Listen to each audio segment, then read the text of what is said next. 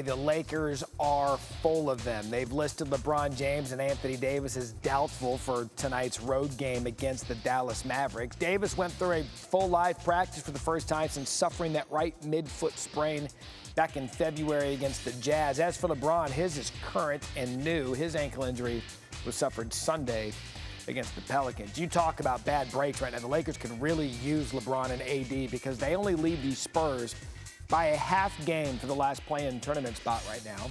If LA loses in Dallas tonight, they would fall out of the play-in tournament seeding since the Spurs own the tiebreaker with the Lakers. Quick reminder that the Lakers finish as the 10th seed. They have to win 2 road games just to make it out of the play-in. A lot of drama left in LA as we bring in our Lakers reporter, Dave McMenamin. Dave, let's start with LeBron.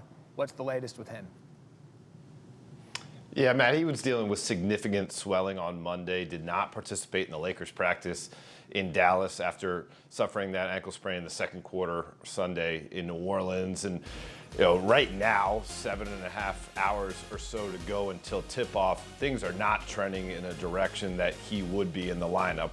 The Lakers prepping to go into another big-time game without LeBron, which has kind of been the story of their season, whether it be LeBron or other key characters for their roster, missing them when it matters most. Yeah, kind of an up and down for the Lakers and LeBron. He'll throw up 50-plus points, then he'll be hurt for a couple of days. They can't seem to get him in any type of healthy rhythm. You mentioned a trend not trending well for him. AD's been out much longer. Sounds like that is, however, kind of trending in the right direction. Where is he in his return? Well, a source tells me that yesterday Anthony Davis looked great in his first live practice since suffering his midfoot sprain in the middle of February. But Frank Vogel cautioned that they don't want to put too much on Anthony Davis's plate too soon because they don't want to risk re-injuring him. And obviously the Lakers, they know all these 8 games remaining are of the utmost importance. But again, the same story as it goes for LeBron James tonight. Anthony Davis also unlikely to play, and so the Lakers will look to replicate the effort they had last week against the Philadelphia 76ers, where it came all the way down to the wire. They lost 126-121 without Anthony Davis, without LeBron James. They hope they can get that same type of buy-in, commitment, effort on both sides of the basketball, but just get a different result tonight in Dallas. Talk about coming down to the wire. We're down here to the final few weeks of the season. The Lakers need this one. LeBron James, by the way, has missed the playoffs just 3 times in his career. Hoping to get back to the postseason in year 18. Dave McMenamin, good stuff, joining us live now with the Lakers getting set to take on the Mavericks. Sage? Yeah, let's take a little closer look at this upcoming schedule, Matt, because it really is sink or swim, because this is a brutal schedule. The Basketball Power Index doesn't even give them a coin flips chance in any of their next 6 games. Only the Memphis Grizzlies have a harder remaining schedule to close out the season, and hey, the Memphis Grizzlies are solidly in the postseason, not the play-in. Let's bring in our NBA analyst, JJ Redick, live on SportsCenter. Just heard from Dave, JJ, about the status of LeBron and AD.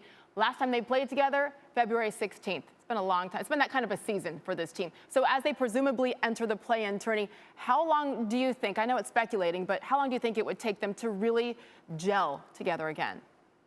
I don't think it's going to take long at all. It's more about finding the rhythm as a player. These guys have had a lot of experience playing together. They've won an NBA championship together. I think the bigger issue is presuming that they're going to be in the play-in game. You just showed the graphic of their remaining schedule. Other than that Suns game, their second to last game, everyone is playing for something. Right. All the teams left are playing for seeding. The Pelicans are still in the mix to get in the play-in game. So they're going to have a real problem even getting in the play-in game, especially if LeBron and AD continue to be out. Obviously, we don't know LeBron's permanent status for tonight's game, but if he misses any time at all and AD continues to be on the shelf, they're going to have an issue just securing that 10 seed. That's the thing. And then when you think about what Dave said, saying, okay, he's really close, but they don't want to risk playing him more to re-injure it. So if you're Frank Vogel, how do you balance that, JJ, where you desperately need AD out there with LeBron, if LeBron can go? Listen, it's up to the player, and players have to decide for themselves how to manage injuries. As much as there's team input, there's medical input. Frank Vogel said it the other night. He said, we're out of time. And that's the truth for this team. And they have constructed this roster and built this team around these 2 guys. They added Westbrook. This is the bed that they have made. They've got to lie in it, and they've got to figure out a way to somehow salvage this season.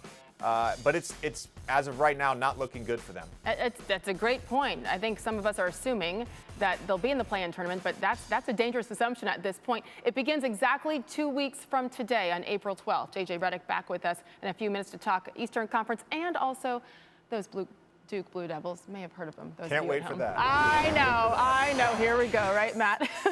By the way, this is great as far as what JJ is saying. No matter the combination, Lakers don't do well without at least one of their stars. 6-13 without LeBron, 14-23 without AD, and 0-3 when neither one of these superstars play. No shock there. Thanks for watching ESPN on YouTube. For live streaming sports and premium content, subscribe to ESPN+.